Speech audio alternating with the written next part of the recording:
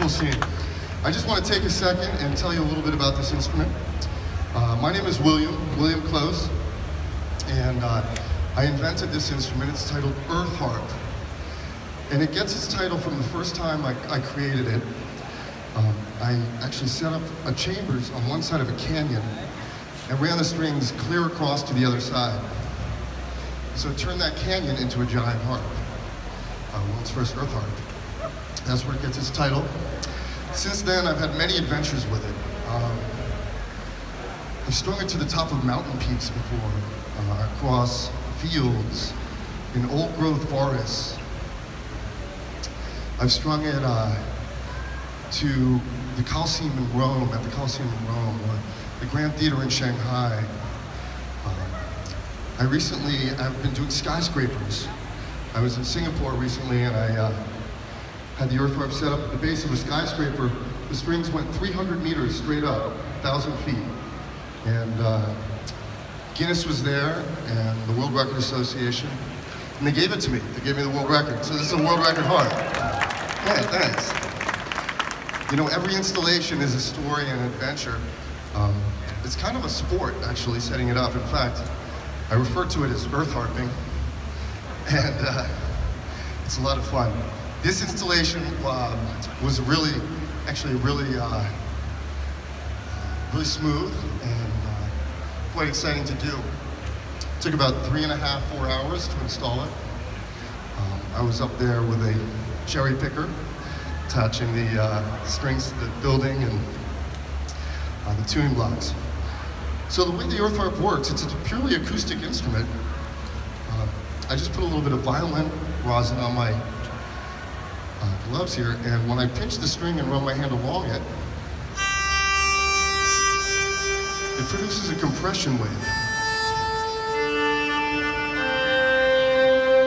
It's a purely acoustic thing. They're just mics in the chamber. It's similar to running your finger around the edge of a wine glass. Now, once I discovered that I could make music this way, I had to figure out how to tune it. So I came up with this system here. They're called tuning blocks, but basically they're like little capos that mount to each string. And the further out the capo is, the lower the pitch. So this would be the highest note right now. And as I go down the scale, you'll notice the blocks get further and further out and closer to the building.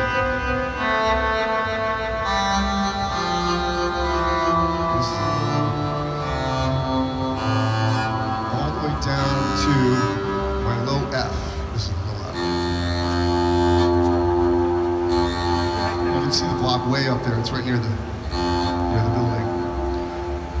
So today the Earth Harp is resting here on the stage, and the strings are going up and attaching into the architecture. And this architecture here is awesome. I really like it. And